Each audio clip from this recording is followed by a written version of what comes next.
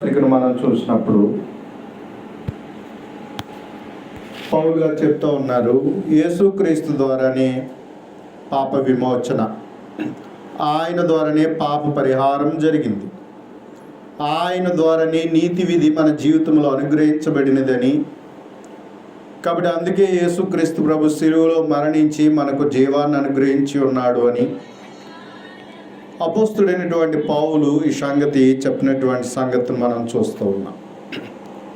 5వ వచనం వచ్చి చూసినట్లయితే రోమీయులకు రాసిన పత్రిక 5వ వచనంలో, శరీరానుసారులు శరీర విషయముల మీద మనసునుంతురు, ఆత్మానుసారులు ఆత్మ విషయముల మీద మనసునుంతురు. శరీరానుసారమైన మనస్సు మరణము, ఆత్మానుసారమైన మనస్సు జీవమును సమాధానమునై ఉన్నది. కాబట్టి ఇక్కడ 2 విషయాలు తెలియజేస్తున్నాడు, శరీరము ఆత్మ.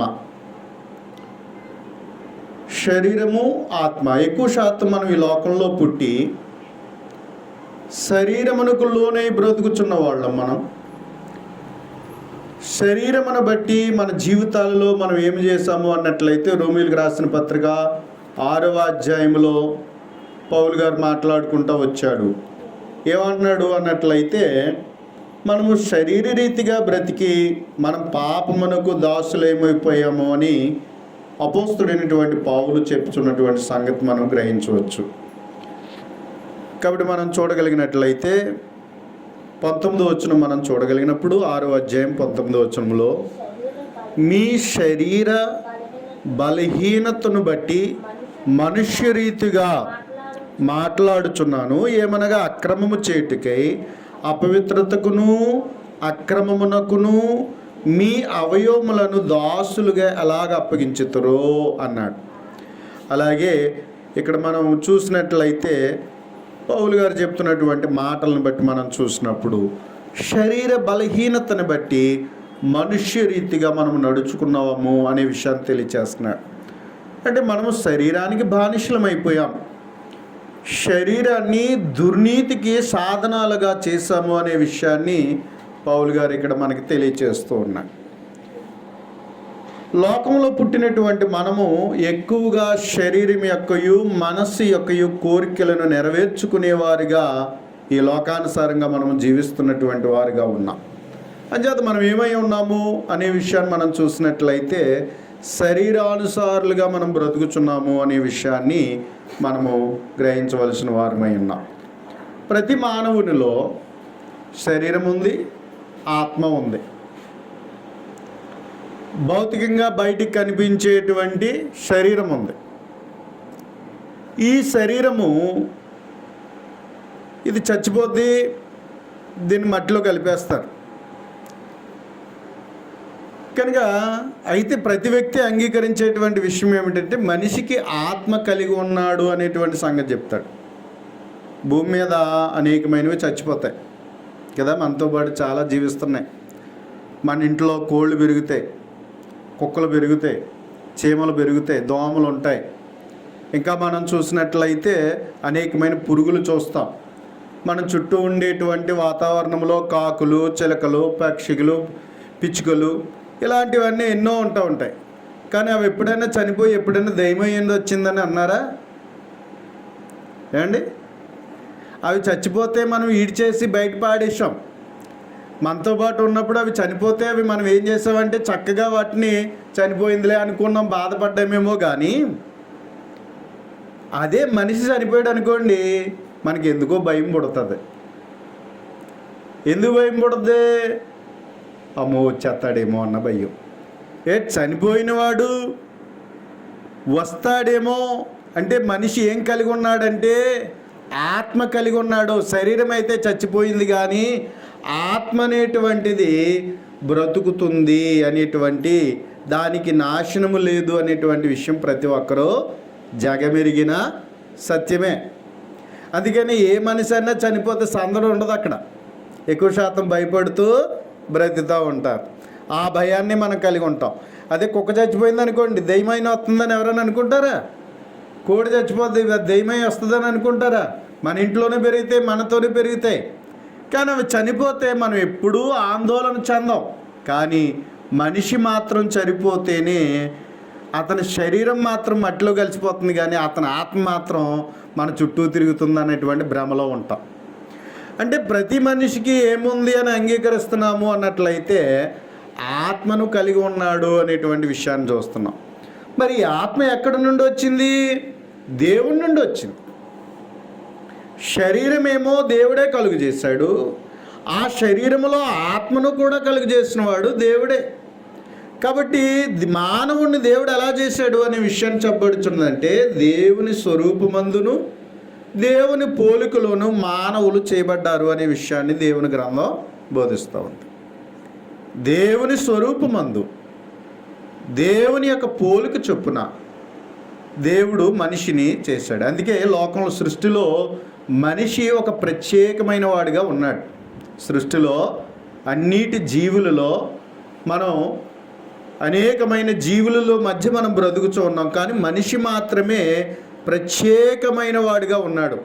మనిషి మాత్రమే మాట్లాడతాడు, మనిషి మాత్రమే ఆలోచన చేస్తాడు, మనిషి మాత్రమే ఏదైనా సృజనాత్మకమైన శక్తిని కలిగి తను ఏం చేస్తాడు అంటే తను పని చేసేవాడిగాను, చక్కగా నిర్మాణ సంబంధమైన వస్తు సంబంధమైనవి ఇవన్నీ కూడా కలుగు చేసేటువంటి వాడిగా మనిషి ఉన్నాడు అనేటువంటి విషయాన్ని మనం చూస్తున్నాం. అంటే మనిషి ఒక ప్రత్యేకమైన వాడు అనేటువంటి సత్యాన్ని ఇది అందరం అంగీకరించవలసిన విషయమే. అయితే ప్రియమైన వారులారా, మనిషి జీవితంలోనికి చెడు బుద్ధి అనేటువంటిది ఎలా వచ్చింది? మనిషి పాపము అనేటువంటిది కలిగి ఉండడానికి గల కారణం ఏమిటి? దేవుడు అలా ప్రతి మనిషి ఒక నుదుటును రాత రాసి నువ్వు దొంగోడుగా, నువ్వు ఒక వ్యభిచారిగా, నువ్వు ఒక నరహంతకుడుగా, నీవు అవినీతిపరుడుగా ఉండాలనేటువంటి రీతిలో దేవుడు ఏమన్నా రాతలు పెట్టాడా అనేటువంటి విషయాన్ని మనం చూస్తే, అలా దేవుడు ఒకవేళ చేసి ఉంటే దేవుడు ఎలా మంచోడు అవుతాడు? ఏమండి, దేవుడు ఒకవేళ అలా మనిషిని తన ఇష్టం వచ్చినట్టుగా రాత రాసి నువ్వు ఒక దొంగోడుగా, మోసగాడిగా ఇలా బ్రతకాలని, ఒకవేళ పాపిష్టోడిగా బ్రతకాలనేటువంటి రాత అనేటువంటి దేవుడు పెట్టి ఉన్నట్లయితే అప్పుడు దేవుడే తప్పుడోడైపోతాడు. కనుక మరి దేవుడు మంచివాడైనప్పుడు తన పిల్లలమైన మనల్ని కూడా దేవుడు మంచిగానే చేసి ఉన్నాడనే విషయాన్ని అంగీకరించాలి. అయితే పాపం అనేటువంటిది ఎలా వచ్చింది లోకంలోకి? పాపం అనేటువంటిది ఎలా వచ్చింది అన్నట్లయితే మనం చూస్తున్నప్పుడు దేవుని గ్రంథంలో సాతానుడు, అపవాది అనేటువంటి వాడు ఉన్నాడు. దేవుడు చేసిన మొట్టమొదటి మానవులైనటువంటి అవ్వ ఆదాముల దగ్గరికి వెళ్ళి సాతానుడు వాళ్ళు శోధించాడు, అపవాది వాళ్ళని శోధించాడు. కాబట్టి దేవునికి వేరుగా నేను మంచి చెప్తున్నాను, నా మాట వినండి అని చెప్పేసి ఏం చేశాడంటే వారికి చెడు త్రోవలోనికి నడిపించాడు, చెడు ఆలోచనలోనికి నడిపింపజేశాడు. దేవుడు చెప్పాడు మంచిగా, మంచి చెడ్డ తెలివినిచ్చేటువంటి పండు తినొద్దు అని దేవుడు చెప్పాడు. కానీ ఈ అపవాదైనటువంటి వాడు, దుష్టుడైనటువంటి వాని యొక్క మాట విని దేవుణ్ణి అపార్థం చేసుకుని వీళ్ళు ఏం చేశారు అన్నట్లయితే పండు తినటం వల్ల దేవుని ఆజ్ఞను అతిక్రమించడం ద్వారా లోకంలోకి ఏమొచ్చిందంటే పాపము వచ్చింది. అప్పుడప్పుడు మనం కూడా చెప్తూ ఉంటాం, మా పిల్లలు చాలా మంచోళ్ళండి, ఎదుగుండి పోయి మధ్యన పలానోడితో జతబట్టాడండి, అక్కడి నుంచి బుద్ధి చెడిపోయిందండి బాబు అంట. నా పిల్లలు అయితే చాలా మంచండి, చాలా అమాయకుడు, వాడికి ఏమీ తెలియదండి. కానీ వాడు ఏం చేశాడు అన్నట్లయితే ఇదిగో ఈ మధ్యన అదిగో ఆ చెడ్డోడైనటువంటి, ఆ తుంట్రోడైనటువంటి వాడితో నా పిల్లలు ఏం చేశారంటే సహవాసం చేశాడు, అప్పటి నుంచి ఇదిగో పనికి మాలినోడి కింద తయారయ్యాడండి, నా బిడ్డ అయితే చాలా మంచోడండి అని చెప్తారు. ప్రియమైన వారులారా, అలాగే దేవుడు కూడా మనల్ని చక్కగానే సృజించాడు. అయితే మనిషి ఏం చేశాడు అన్నట్లయితే అపవాది అయినటువంటి వానితో సహవాసం చేయడం వల్ల వారు ఏం చేశారంటే పాపం చేసి ఇదిగో పాపం ద్వారా ఈ లోకానికి మరణమును తీసుకుని వచ్చారు. కాబట్టి అలాగే ఈ లోకంలోకి ఏమొచ్చిందంటే పాపం వచ్చింది. మనిషి ఆత్మానుసారంగా దేవుని వలె బ్రతకవలసిన వాడు, దెయ్యపు లక్షణాలు కలిగిన వాడిగా జీవించవలసిన వాడు వచ్చాడు. దేవుడేమో మంచి ఆశలు కలిగి జీవించాలని దేవుడు సృష్టిస్తే మనిషి సాతాను మాటను విని దురాశపరుడైపోయాడు.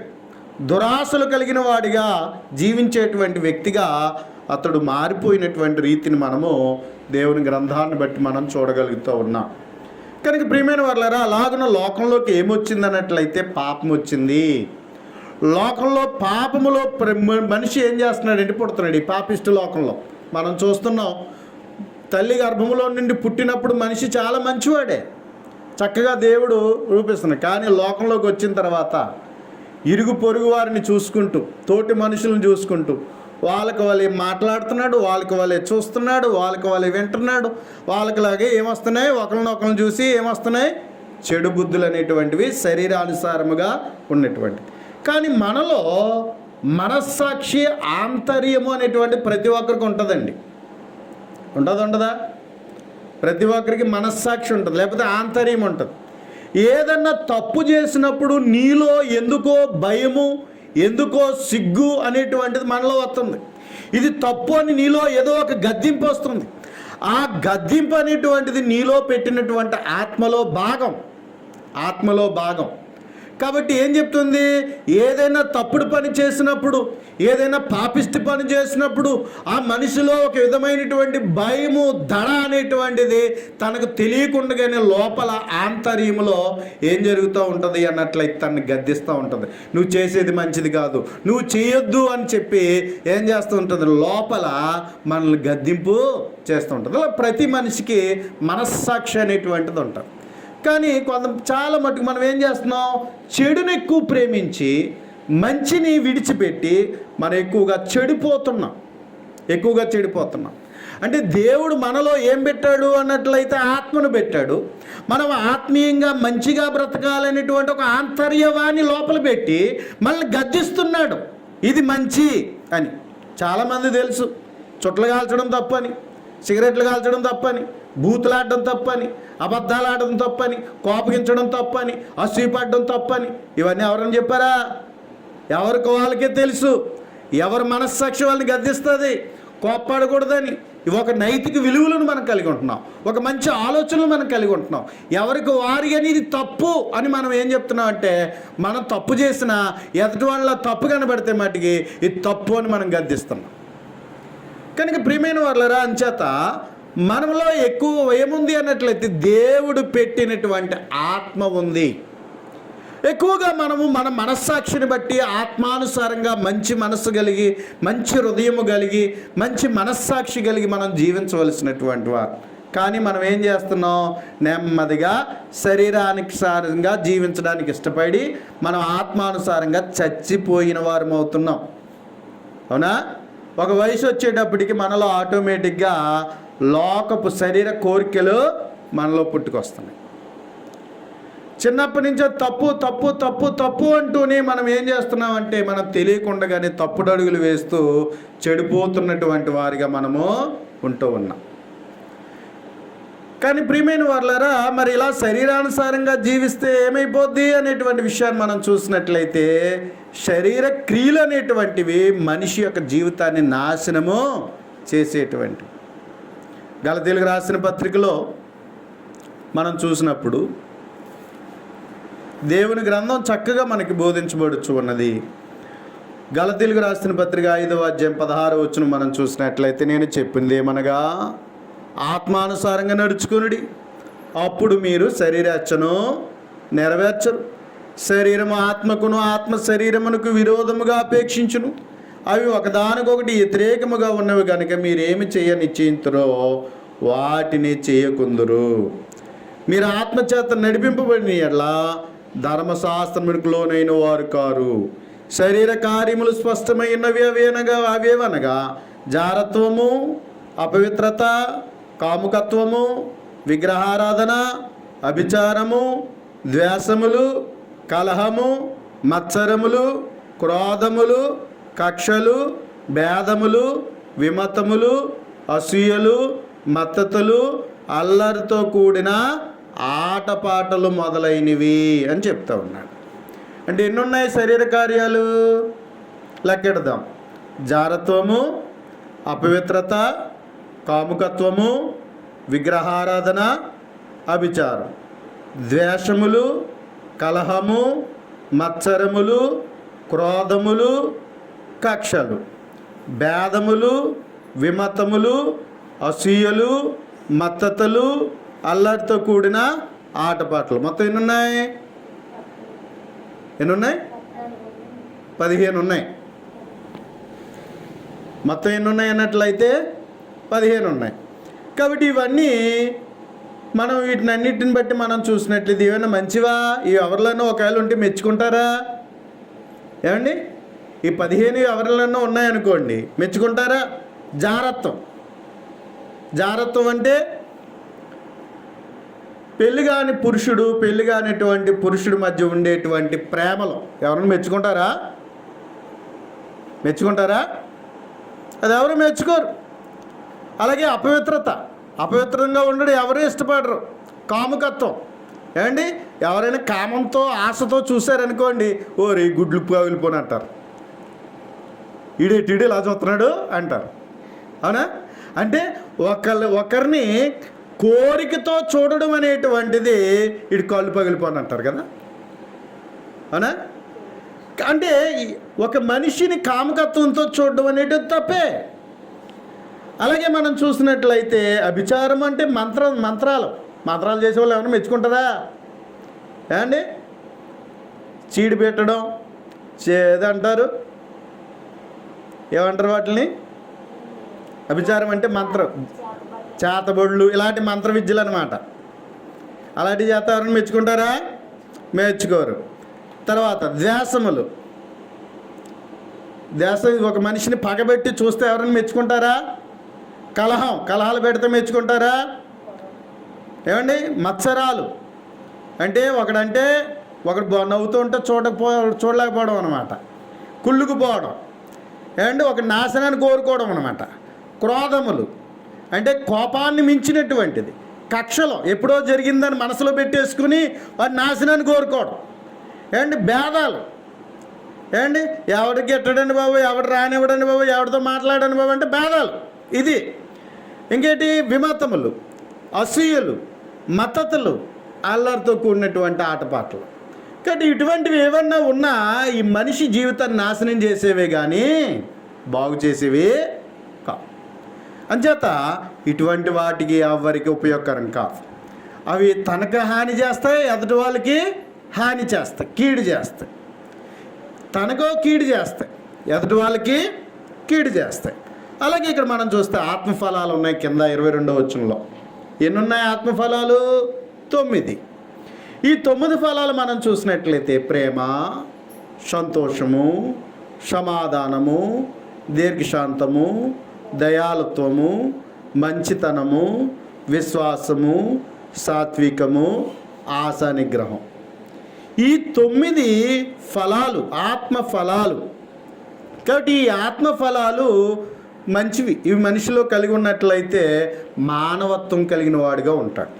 అదే శరీర కార్యములు కలిగిన వాడైతే రాక్షసుడిగా ఉంటాడు, దుర్మార్గుడిగా ఉంటాడు, దుష్టుడిగా ఉంటాడు. ఆత్మఫలాలు కలిగిన వాడైతే తనకు మేలు కలుగుతుంది, ఎదుటివానికి మేలు కలిగేటువంటి రీతిగా ఉంటుంది.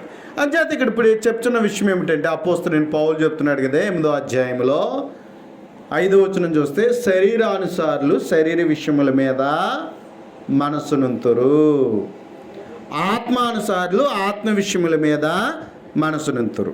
కొంతమంది శరీరానుసారంగా జీవించడానికి ఇష్టపడతారు. ఆత్మానుసారంగా జీవించడం అబ్బే నాకు వద్దు బాబు, నాకు వద్దు అంటారు కదా. కొంతమంది శరీరానుసారమైన జీవితాన్ని ఇష్టపడతారు. కానీ శరీరానుసారమైన జీవితం, ఆత్మానుసారమైన జీవితం నేను రెండూ కలిగి ఉంటానంటే కుదరదు. ఇది ఉంటే అది ఉండదు, అది ఉంటే ఇది ఉండదు. నేను శరీరానుసారంగా ఉంటానంటే ఆత్మానుసారంగా జీవించలేడు, ఆత్మానుసారంగా జీవిస్తానంటే శరీరానుసారంగా జీవించలేడు. అంచేత ఒకదానికొకటి పొసగదు, విరోధం ఇవి రెండు కూడా. అంచేత ఆత్మానుసారులు ఆత్మ విషయం మీదే మనసునుంతురు, శరీరానుసారులు శరీర విషయముల మీదే మనసునుంతురు. కాబట్టి అందుకని ఇప్పుడు చెప్తున్నాడు చూడండి, శరీరానుసారమైనటువంటి మనస్సు అట మరణం. శరీరానుసారమైన మనస్సు మరణం. కొంతమంది కోపగించేసి ఏం చేస్తారు? తినటం మానేస్తారు.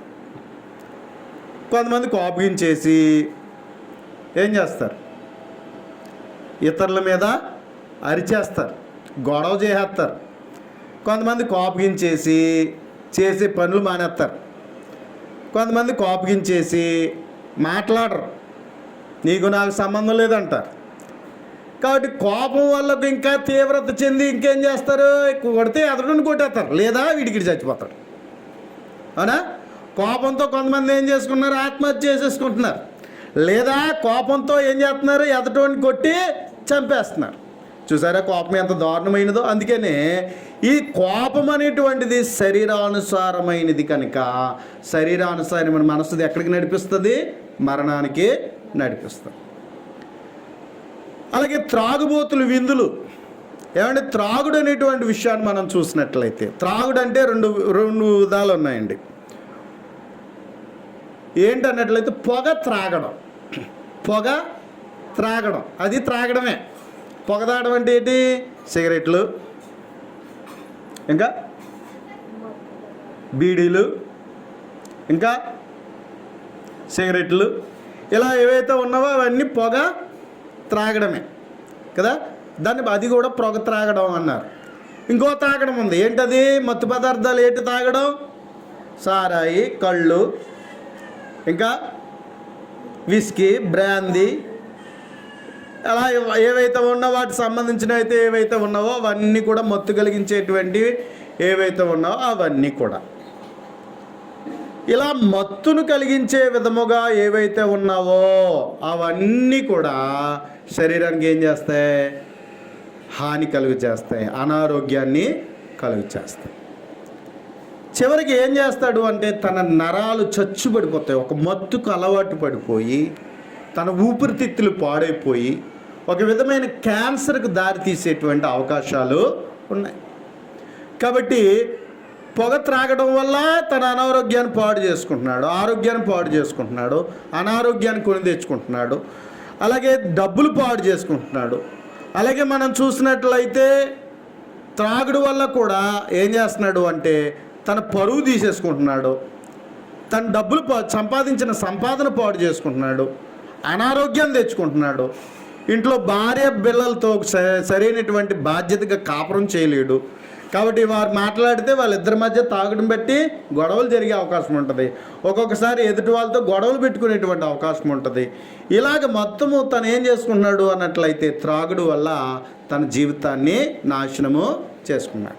కక్షలో ఏమండి కొంతమంది మనుషులు ఏం చేస్తూ ఉంటారంటే జరిగిన గొడవలను మనసుల్లో పెట్టేసుకుని తీవ్రత చెందించేసి ఏదో ఒక రోజున ఆ వ్యక్తి మీద ప్రతీకారం తీర్చుకోవాలనుకుంటారు. అలాంటి కక్షలు, ద్వేషాలు, కామం, ఏమండి కామంతో ఎదుటివాని కుటుంబాలు నాశనం చేస్తున్నారు కదా. తను చెడిపోతున్నాడు, ఎదుటివాని కుటుంబాలను కూడా నాశనం చేస్తున్నటువంటి పరిస్థితి. అసూయ, అయ్యి బాబోయ్ ఇది చాలా దారుణమైనటువంటిది కదా. అవునా? ఎదుటి నవ్వుతే వార్చలేడు కదా, బట్టలు కట్టుకుంటే వార్చలేడు, ఏమంటే వాళ్ళు కథ సంపాదిస్తే వార్చలేడు, కథ తింటే వార్చలేరు. అవునా? ఏ విషయంలో చూసినా సరే ఇంకా అదే పెట్టుకుని మనసులో పెట్టుకుని వాళ్ళకి ఏదో విధంగా పాడు చేయాలనే బుద్ధే అసూయ. వాళ్ళకు కుదురుండరు, ఎదుటి వాళ్ళు గోతులు తెత్తక ప్రయత్నం చేస్తూ ఉంటారు, చివరికి తీసిన గోతులోని నీళ్ళ పడిపోతూ ఉంటారు. కాబట్టి ఇలాంటి పరిస్థితులు నేటి సమాజంలో మనం చూస్తున్నాం. ఇలాంటి శారీరకమైనటువంటి శరీరానుసారమైన జీవితం ఏం చేస్తుంది అన్నట్లయితే మరణానికి నడిపిస్తూ ఉంది. శరీరానుసారులు శరీర విషయముల మీద మనసునంతరు, శరీరానుసారమైనటువంటి మనస్సు ఏమై ఉంది అన్నట్లయితే మరణానికి నడిపిస్తూ ఉంది. అయితే ప్రియమైన వారులారా, అపోస్తలుడైన పౌలు చెప్తున్నాడు 6వ వచనంలో ఏమన్నాడంటే ఆత్మానుసారులు ఆత్మవిషయం మీద మనసునంతరు. అయితే ఆత్మానుసారులు ఏం చేస్తారు అన్నట్లయితే వారికి ఎక్కడికి నడిపిస్తుంది అన్నట్లయితే చెప్తున్నాడు అక్కడ, ఆత్మానుసారమైన మనస్సు జీవమును సమాధానము గలదై ఉన్నది అని చెప్పాడు. ప్రేమ కలిగి ఉండడు, ఎదుటివాడిని మంచి కోరుకోవడం. ఏమండి ప్రేమ ఏమంటున్నాడు ఆత్మబలాలు 9లో మనం చూసాం కదా. ప్రేమ, సంతోషం, సమాధానం, ఇతరులతో సమాధానంగా ఉండడం, దీర్ఘశాంతం, వచ్చిన కోపాన్ని ఇవన్నీ కూడా కంట్రోల్ చేసుకుని తను క్రమపరుచుకోవడం. ఇకేమన్నాడు? దీర్ఘశాంతము, దయాళుత్వం, ఎదుటివాని యొక్క పరిస్థితిని అర్థం చేసుకుని సహకరించేటువంటి మంచి మనస్సు, దయాళుత్వం, మంచితనం, తను మంచిగా బ్రతికి ఎదుటి వాళ్ళు మంచి కోరుకునే విధానం, మంచితనము, విశ్వాసం, నమ్మకంగా ఉండడం, దేవుని పట్ల నమ్మకంగా ఉండడం, మనుషుల పట్ల నమ్మకంగా ఉండడం, సాత్వికం. సాత్వికం అనే గుణం చాలా గొప్ప గుణం అండి. అది ఏం చేస్తుంది అన్నట్లయితే ఎంతటి కష్టాన్నైనా ఎట్టి పరిస్థితినైనా ఒదిగి ఎదుటి వాళ్ళు మేలు కోరేటువంటిదే సాత్వికం. ఆశ నిగ్రహం అంటే మనిషి జీవితంలో ఆశలు అనేవి అబ్బో లెక్కలేనివ్వండి, అవి పుడతానే ఉంటాయి, కంట్రోల్ ఉండదు కదా. చాలే ఇది చాలు అనుకునే ఎవరు అనుకోరండి, ఎంత ఉన్నా చాలు అనుకోరు కదా, మనిషి బుద్ధి అలాంటిది. కానీ ఆత్మఫలమైనటువంటి ఆశానిగ్రహం అంటే ఇది చాలు అని తను తాను తృప్తిపరుచుకునే విధానం, తను తాను దేవుని యొక్క స్వాధీనములో జీవించడం, అలాగా ఆశా నిగ్రహాన్ని కలిగి ఉండడం అనేటువంటిది. మరి ఇలాంటివి ఏం ఎక్కడ నడిపిస్తాయి? జీవాన్ని, సమాధానానికి నడిపిస్తాయి. అది ఎదుటివారికి ఎవరికి కీడు తలపెట్టం. కానీ శరీర కార్యాలు అయితే ఎదుటివాడిని నాశనం చేసేటట్లుగా, కీడు తలపెట్టేటట్లుగా ఉంటాయి. అంచేత శరీరానుసారమైనటువంటి మనస్సు మరణం. ఎందుకంటే అతని జీవితం తనకు కుదురుండడం, ఎదుటి వాళ్ళని కుదురించడం. కాబట్టి అది శరీరానుసారమైనటువంటి జీవితం. 7వ వచనం మనం చూస్తే, యాలనగా శరీరానుసారమైన మనస్సు దేవునికి విరుద్ధమైనది. శరీరానుసారమైన మనస్సు ఏవైతే 14, 15 మనం చూసాం, ఏవైతే ఉన్నావో, ఏ శరీర కార్యాలు అయితే ఉన్నావో అవి ఏం చేస్తాయంటే వాటి వలన దేవునికి ఎప్పటికీ మనం సంతోషపరచనేరం, దేవునికి విరోధులం అవుతాం. అలాంటి కోపము, కక్షలు, కలహాలు, ద్వేషాలు, అసూయలు, మత్తతులు, అల్లరితో కూడినటువంటి ఆటపాటలు ఇవన్నీ కలిగి ఉండటం ద్వారా, ఈ శరీర కార్యాల ద్వారా దేవుని మనం ఏం చేస్తామంటే మనం ఆయనకి విరోధులం అవుతాం, కానీ ఎప్పటికీ మంచి వాళ్ళుగా మనము ఉండలేం. అంచేత దేవునికి విరుద్ధమైనది. అది దేవుని ధర్మశాస్త్రానికి లోబడదు. ఎందుకంటే దేవుని ధర్మశాస్త్రం నీతిగా ఉండమని చెప్తుంది. కాబట్టి దేవుని నీతి విధిని శరీరానుసారమైన జీవితం నెరవేర్చలేదు, నడిపించబడలేదు. అందుకని లోబడలేదు. కాబట్టి ఏమాత్రమును లోబడ నేరదు అని చెప్తున్నాడు. అంచేత 8వ వచనంలో, కాగా శరీర స్వభావం గల వారు దేవుణ్ణి సంతోషపరచనేరరు. కాబట్టి శరీర స్వభావము దేవునికి బాధ కలిగిస్తుంది, దుఃఖం కలిగిస్తుంది. ఆయనను బాధ పెట్టిన వాళ్ళం అవుతాం, కానీ ఎప్పటికీ శరీర కార్యాల ద్వారా దేవునికి ఏమి రాదు, సంతోషపరచము నేరలేం. అంచేత 9వ వచనం అంటున్నాడు, దేవుని ఆత్మ మీలో నివసించిన ఎడల మీరు ఆత్మ స్వభావం గలవారే కానీ శరీర స్వభావం గలవారు కారు. ఎవడైనను క్రీస్తు ఆత్మ లేని వాడైతే వాడు ఆయన వాడు కారు. కాబట్టి మనం ఈ లోకంలో పుట్టి మనం ఏమైపోయాం? శరీరమును బట్టి బలహీనమైపోయాం. ఏమండి? ఎంత డబ్బు ఉంటేటి, ఎంత పేరు ఉంటేటి, ఎంత పదవి ఉంటేటి, ఎన్నున్నా శరీరానికి మనం ఏమైపోయాం? బలహీనులు. కాబట్టి అలాంటి బలహీనులమైన మన జీవితాలను నిలబెట్టడానికి ప్రతి వ్యక్తి పరిశుద్ధాత్మని కలిగి ఉండాలి. పరిశుద్ధాత్మని కలిగి ఉండటం ద్వారానే ఆత్మానుసారంగా జీవించగలం, ఆత్మ ఫలాలు ఫలించగలం. కాబట్టి పరిశుద్ధాత్మను ప్రతి వ్యక్తి పొందుకోవాలి. మరి పరిశుద్ధాత్మను పొందుకోవాలంటే ఏం చేయాలి? క్రీస్తులోనికి బాప్తిస్మము పొందాలి. ఎందుకు బాప్తిస్మం పొందాలంటే మతం పుచ్చుకోవడానికి కాదండి, మతంలోకి వెళ్ళడానికి కాదండి. ఎందుకు బాప్తిస్మం పొందాలి అన్నట్లయితే మనం చేసిన పాపాలు క్షమించబడడానికి, ఏమండి, మనము క్రొత్తగా జన్మించడానికి క్రీస్తులోనికి మనం బాప్తిస్మము పొందవలసినటువంటి వారమై ఉన్నాం. కానీ ఎప్పుడైతే మన జీవితంలో పాప క్షమాపణ నిమిత్తము యేసు క్రీస్తు నామములో క్రీస్తులోనికి మనం బాప్తిస్మం పొందామో, బాప్తిస్మం పొందినప్పుడు ఇదిగో మనకి సంచకరువుగా పరిశుద్ధాత్ముడు మనకి అనుగ్రహించబడుచున్నాడని దేవుని గ్రంథం చెప్తున్నది. అపోస్తల కార్యాలు 2వ అధ్యాయం 38వ వచనం మనం చూసినట్లయితే, అపోస్తల కార్యములు 2వ అధ్యాయం 38వ వచనం మనం చూసినట్లయితే, పేతురు మీరు మారు మనసు పొంది పాప క్షమాపణ నిమిత్తము ప్రతివాడు యేసుక్రీస్తు నామమున బాప్తిసం పొందుడి, అప్పుడు మీరు పరిశుద్ధాత్మను వరము పొందుదురు అని చెప్పాడు. వరాలు కాదండి, వరం. ఎప్పుడైతే క్రీస్తులోనికి బాప్తిసం పొందామో మనకి ఏం పొందుతున్నామో అన్నట్లయితే పరిశుద్ధాత్మ అనేటువంటి వరముగా, గిఫ్ట్గా దేవుడు మనకి ఇచ్చుచున్నాడు అనేటువంటి విషయాన్ని చెప్తున్నాడు. ఎవరైతే బాప్తిసం పొందుతారో, ఎవరైతే క్రీస్తులోనికి బాప్తిసం పొందుతారో వారు పరిశుద్ధాత్మ అనేటువంటి వరమును పొందుచున్నారని చెప్తున్నారు. కాబట్టి పరిశుద్ధాత్ముడి నీలోనికి వచ్చి, నాలోనికి వచ్చి ఆయన ఏం చేస్తున్నాడు అన్నట్లయితే మనల్ని ఆత్మ సంబంధంగా ఆయన బలపరిచేటువంటి వాడిగా ఉన్నాడు. దైవికంగా ఆత్మానుసారంగా జీవించడానికి, ఆత్మానుసారంగా ఫలింపజేయడానికి పరిశుద్ధాత్మ మనకు సహకారుడుగా ఆయన ఉన్నాడు. పరిశుద్ధాత్మ మూలముగానే క్రీస్తులో మనం ఎదగలం, కానీ మనంతట మనం ఎవరం కూడా క్రీస్తులో ఎదగలేం. దేవుని యొక్క సహాయం వలనే, దేవుని యొక్క నడిపింపు వలనే మనం ఏం చేయగలం అన్నట్లయితే మనం ఆత్మీయంగా ఫలించగలం. అంచేత క్రీస్తు ఆత్మను, పరిశుద్ధాత్మను మనం కలిగి ఉండవలసినటువంటి వారమై ఉన్నాం. అందుకే బాప్తిసం పొందాలి, బాప్తిసం పొంది పరిశుద్ధాత్మను కలిగి ఉండాలి. పరిశుద్ధాత్మను ద్వారా మనం ఆత్మీయముగా ప్రేరేపింపబడుతూ మనం క్రీస్తులో ఫలించేవారిగా, బలపడేటువంటి వారిగా ఉండాలి అని దేవుని యొక్క వాక్యం ద్వారా మనకు చెప్పబడుచున్నది. అందుకనే అపోస్తలుడైనటువంటి పౌలు చెప్తున్నటువంటి విషయం ఏమిటంటే, రోమీయులకు రాసిన పత్రిక 8వ అధ్యాయంలో మనం చూస్తున్నప్పుడు 9వ వచనం మనం చూసినట్లయితే, దేవుని ఆత్మ మీలో నివసించిన ఎడల మీరు ఆత్మ స్వభావం గలవారే కానీ శరీర స్వభావం గలవారు కారు. ఎవడైనను క్రీస్తు ఆత్మ లేనివాడైతే వాడు ఆయన వాడు కాదు. మరి క్రీస్తు ఆత్మ నాలో ఉండాలంటే నేనేం చేయాలి? బాప్తిసం పొందితే సరిపోయిందా? ఏం చేయాలి? ప్రతి దినము నేను దేవునికి ప్రార్థన చేయాలి, ప్రతి దినము దేవుని వాక్యాన్ని ధ్యానించాలి. నేను ప్రతిదినము ఆత్మ సంబంధంగా బలపడడానికి దైవ కార్యక్రమంలో, దేవుని పనిలో, దేవుని సన్నిధిలో నేను ఆయన యొక్క కార్యాలలో పాలు పంపులు పొందాలి.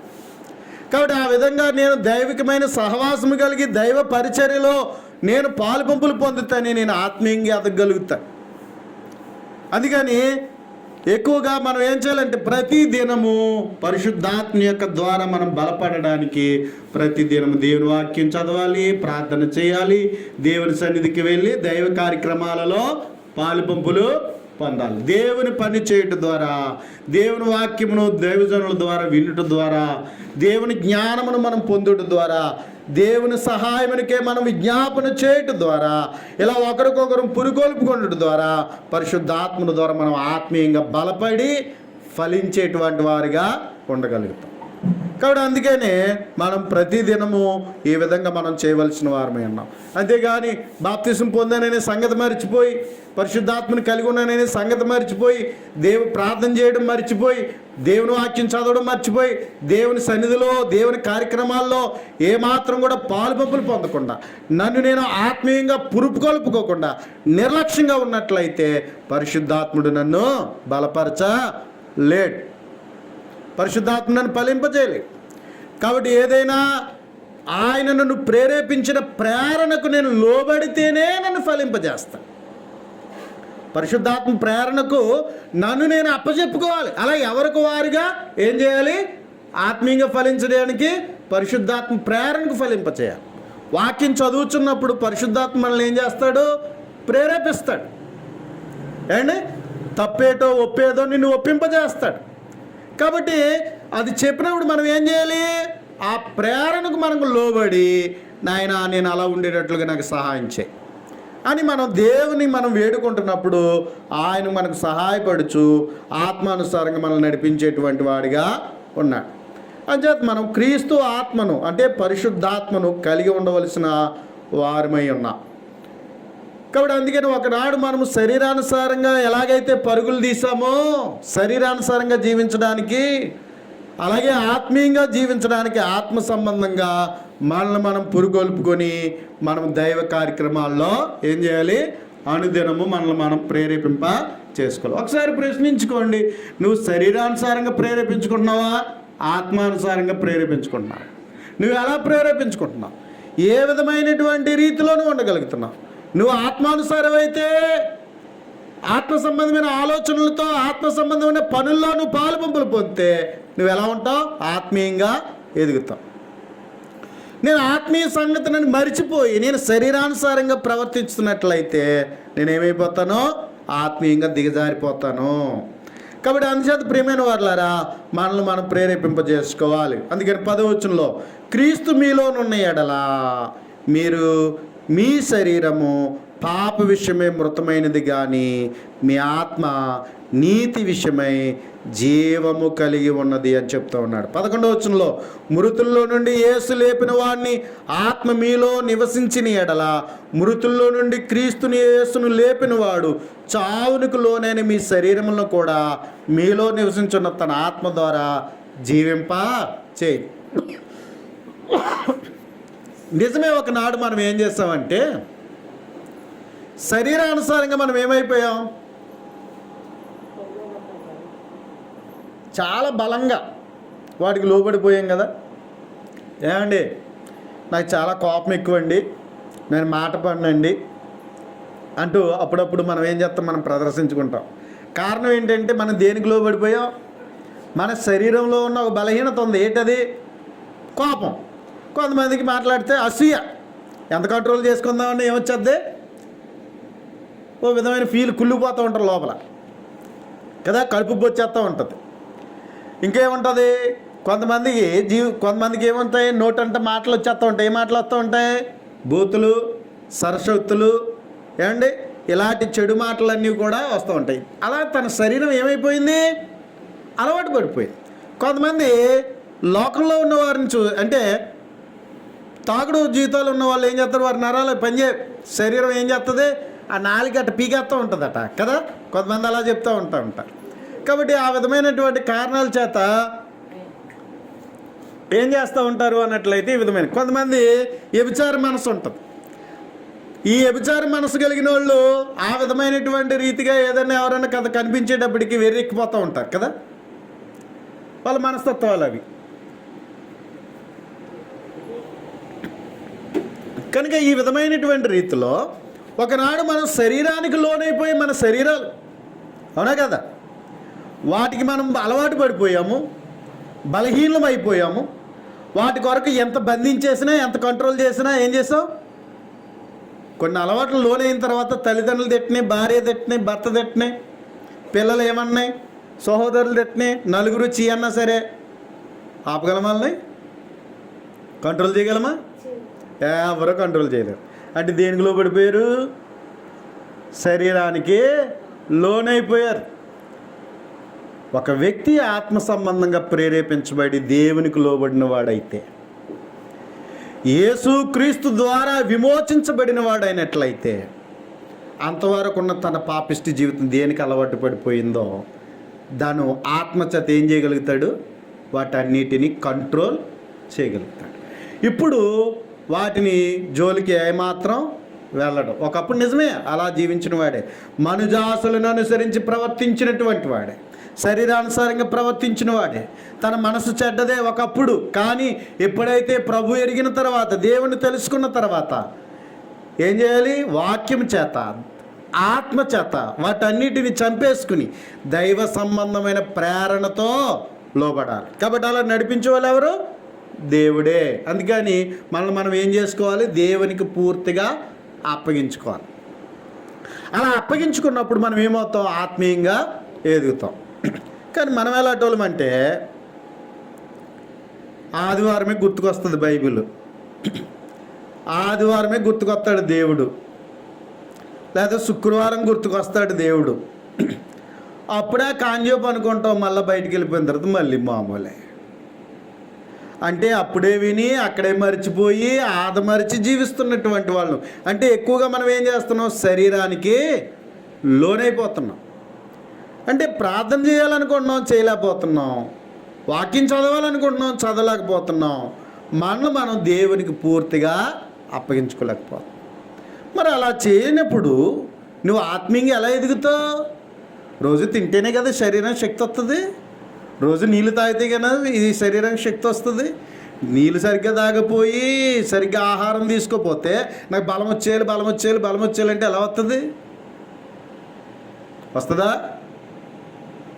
3 పూటలు ఖచ్చితంగా తినవలసిందే, అప్పుడప్పుడు స్నాక్స్ తీసుకోవాల్సిందే, అవునా? ఎంత చేయకపోతే కానీ శరీరం ఎలా ఉండదు? బలంగా ఉండదు. మరి అలాగే నువ్వు ఆత్మీయంగా ఎదగాలంటే నువ్వేం చేయాలి? ఇప్పుడు వాక్యం అనే పాలను త్రాగాలి, బలమైన ఆహారము తినదగిన వారిగా క్రీస్తులో ఎదగాలి. ఎంత సాధకం చేయకపోతే నువ్వు క్రీస్తులో ఎలా ఎదుగుతావు? ఎలా ఫలిస్తావు? ఎలా అభివృద్ధి చెందుతావు? అంచేత మనల్ని మనము దేవునికి అప్పచెప్పుకోవాలి. ఏమండి? దేవుని పని చేయడానికి సోమరులమైతే, ప్రార్థన చేయడానికి సోమరులమైతే, వాక్యం చదవడానికి సోమరులమైతే, నా శరీరం లాగేస్తుందని చెప్పేసి మనము శరీరానుసారమైన రీతిగా ప్రవర్తిస్తే ఆత్మానుసారంగా మనం క్రీస్తులో జీవించగలం. అది సాధ్యం కాదు. అంచేత 12వ వచనము 13వ వచనం వరకు చదువుకుని మనం ముగించుకుందాం. చూడండి, 12, 13 వచనాలు చూస్తే, కాబట్టి సహోదరులారా, శరీరానుసారంగా ప్రవర్తించుటకు మనము శరీరమునకు రుణస్థులము కాం. ఎప్పుడైతే సువార్త విన్నావో, యేసు ప్రభుని నమ్మావో, బాప్తిసం పొందావో, అక్కడి నుంచి నువ్వు ఎవరి సంబంధివి కావు? శరీర సంబంధివి కావు. శరీరానుసారంగా మనం ఏమైపోయామో? చచ్చిపోయాము. ఎప్పుడైతే బాప్తిసం పొందావో ఆ చచ్చిపోయిన ప్రాచీన పురుషుని ఏం చేసాం? సమాధి చేసేసాం. మరి అది గుర్తుండాలిగా. కొంతమందికి అది ఏం గుర్తుండదు. ఏమండి? కొంతమందికి అదేమీ గుర్తుండదు. ఎందుకు వస్తున్నారో తెలియదు, ఎందుకు వెళ్తున్నారో తెలియదు, ఎందుకు క్రైస్తవులు అయ్యారో అనే సంగతి కూడా తెలియదు.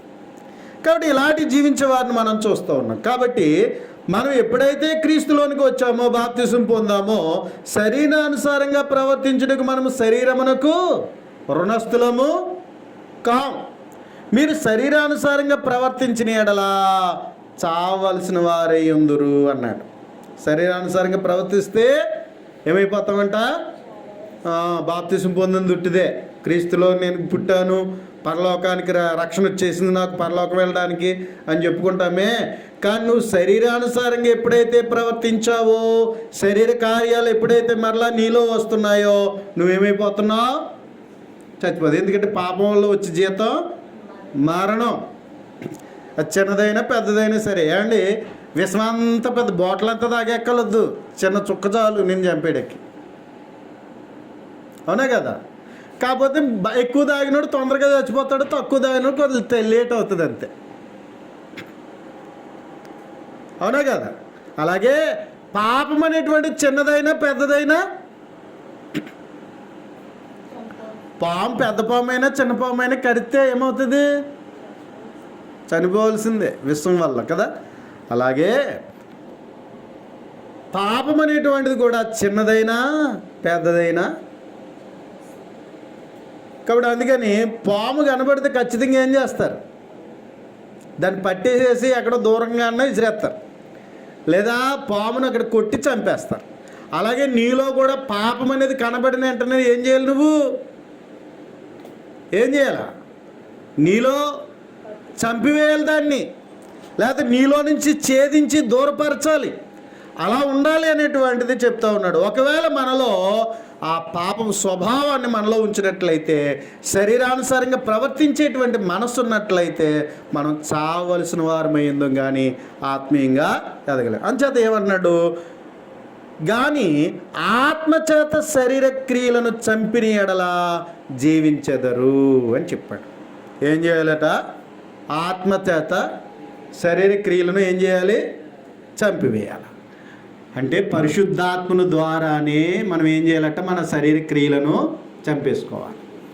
మరి ఎలా? ఏం చేయాలి? ఇప్పుడు పరిశుద్ధాత్మను మనలో ఉన్నాడు, ఆయన మొత్తం పోవడం అనేటువంటి జరగదు. ఎప్పుడైతే బాప్తిసం పొందామో అప్పుడు మనలోకి ఎవరు వచ్చారు? పరిశుద్ధాత్ముడు వచ్చాడు. అంటే నీతో ఎవరు ఉంటున్నారు? తండ్రి అయిన దేవుడు ఉంటున్నాడు, ప్రభు అయిన యేసుక్రీస్తు ఉంటున్నాడు, నీలో ఇంకెవరు ఉన్నారు? పరిశుద్ధాత్ముడు. కాబట్టి నువ్వు ఎప్పుడు ప్రార్థన చేసినా ఈ ముగ్గురు నీతో ఉంటున్నారు.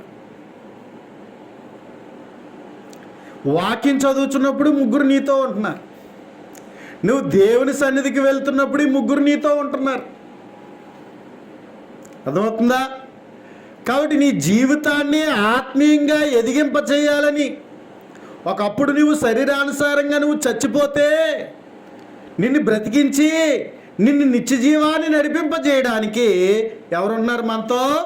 తండ్రి అయిన దేవుడు, ప్రభు అయిన యేసుక్రీస్తు, పరిశుద్ధాత్ముడు మనతో ఉంటున్నాడు. కాబట్టి వీరి ద్వారా మన జీవితాన్ని ఏం చేసుకోవాలి? బలపరుచుకోవాలి. అందుకే మనము దేవుని దగ్గరికి మనం రావాలి, అందుకే ప్రార్థన చేయాలి, అందుకే వాక్యం చదవాలి, అందుకే దైవ కార్యక్రమాలు, దేవుని సన్నిధిలో ఉండేటువంటి దేవుని కార్యక్రమాలలో మనము పాలుపంపులు పొందాలి. కాబట్టి అందుచేత దేవుడిచ్చినటువంటి రక్షణ ద్వారా ఈరోజు మనము తండ్రి అయిన దేవుణ్ణి, ప్రభు అయిన యేసుక్రీస్తుని, పరిశుద్ధాత్మని కలిగి ఉండగలిగే భాగ్యం దేవుడు మనకి ఇచ్చాడు. అంచేత మనం ఏం చేయాలి? మనం బలహీనులమే, కానీ దేవుణ్ణి ఏం చేయాలి? మనం అడగాల. కానీ మనం ఏం అడుగుతున్నాం? ఎక్కువగా ఏం అడుగుతాం? శరీర విషయాలు ఎక్కువ అడుగుతాం, అవునా? ఎక్కువ ఏం అడుగుతాం మనం? నాయనా నేను పనిలోకి వెళ్తున్నాను, పనిలో దీవించు. అవునా? నాకు అనారోగ్యం ఉంది నాయనా, నాకు సాయం చేయి. నాయనా ఇదిగో నేను ఈ లోకంలో ధనవంతుడిగా ఉండాలి నాయనా, నన్ను వృద్ధులు అవుతాయి, నన్ను అభివృద్ధిపరచు, నా పిల్లల్ని దీవించు, మమ్మల్ని అందరినీ దీవించు, ఇవి అడుగుతాం. కానీ ఆత్మ సంబంధమైన అడుగుతున్నామా? నాయన దైవభక్తిలో నన్ను పెంచు, జ్ఞానంలో పెంచు నాయన, నాకు పరిశుద్ధతలో నన్ను సంపూర్ణులుగా చేయి, నీతిలో పరిపూర్ణులుగా చేయి నాయన. ఇదిగో మా తండ్రి, నా జీవితంలో ప్రేమ గలవాడిగా నా జీవితాన్ని నిలబెట్టు, నేను ఇతరులను ప్రేమించే మనసు ఇవ్వు, నీ చిత్తానుసారంగా సంతోషించే ఫలం ఇయ్యి, నేను మంచివాడిగా ఉండేటట్లుగా మంచితనం అనే ఫలం ఇయ్యి, నన్ను ఫలింపచేయి, నాలో ఆశానిగ్రహం ఇయ్యి, నాలో దయాళత్వం ఇయ్యి, నాలో విశ్వాసం అనేటువంటి ఫలాన్ని పెంచు. ఈ అడుగుతామా? ఎప్పుడైనా 9 ఫలాల గురించి అడిగామా? 9 ఫలాలు నాలో ఫలింపజేయి నాయన. ఇదిగో మా తండ్రి, నేను శరీర కార్యాలు నాలో ఉన్నాయి, నాలో కోపం ఉంది, కక్ష ఉంది, కలహం ఉంది, ద్వేషం ఉంది, అసూయ ఉంది, నా బుద్ధి చెడ్డది, శరీర సంబంధమైనది, ఇవి చంపుకునే కృపని నాయన. అలాగే నేను ఆత్మీయంగా ఎదగలిగే భాగ్యాన్ని ఇవని మనం దేవుణ్ణి అడగాలి. నువ్వు ఆత్మ సంబంధంగా జీవించడానికి ఇష్టపడితే నువ్వు శరీరానుసారంగా చచ్చిపోతావు. నువ్వు శరీరానుసారంగా బ్రతకాలనుకుంటే ఆత్మీయంగా ఏమైపోతావు? చచ్చిపోతావు. రెండింటికి విరుద్ధం. అంచేత మనం ఏటికి అప్పచెప్పుకుంటున్నాం, ఏటి ప్రకారం మనం జీవిస్తూ ఉన్నాం. అంచేత శరీరానుసారులు శరీర విషయముల మీద మనసునుతారు, ఆత్మానుసారులు ఆత్మ విషయముల మీద మనసునుతారు. అందుకని ఒక దినం దేవుడు నీకు ఇస్తే మొదట ఆయన రాజ్యాన్ని, నీతిని మనము వెతకాలి. ఎదుగుతున్నామా? పరలోకానికి దగ్గరగా ఉండాలని, దేవునిలో నేను ఉండాలని, నా జీవితాన్ని శరీర సంబంధమైన జీవితాన్ని చంపుకుంటూ ఆత్మ సంబంధంగా క్రీస్తులో దినదినము నేను ఎదగాలి, క్రీస్తు స్వారూప్యాన్ని సంపాదించాలి, క్రీస్తులో బహుగా ఫలించాలి, అలా నేను క్రీస్తులో అభివృద్ధి చెందాలి అనేటువంటి మనస్సును మనం కలిగి ఉన్నామో లేదో ఒకసారి ఆలోచించండి. అంచేత క్రీస్తులో ఉండడం అంటే ఇలా ఉండాలి, అలా క్రీస్తు యేసులో మనం ఉండాలి.